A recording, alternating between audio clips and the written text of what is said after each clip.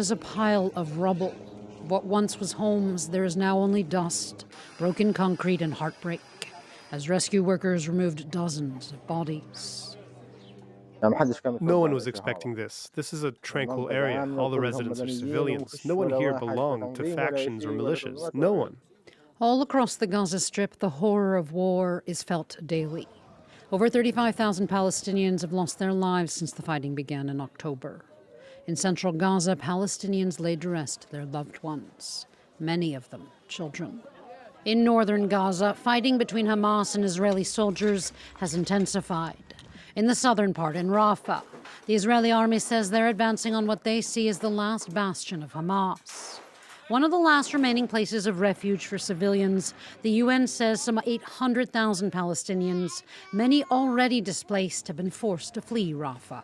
Now, the question always is where to go.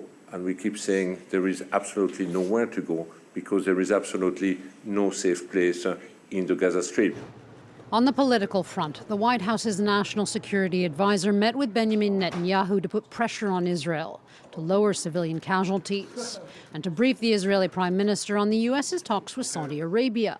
Washington and Riyadh were discussing an ambitious post-war plan, one where Saudi Arabia would recognize Israel, and in exchange, Israel would agree to a roadmap towards Palestinian statehood, with the Palestinian Authority governing Gaza.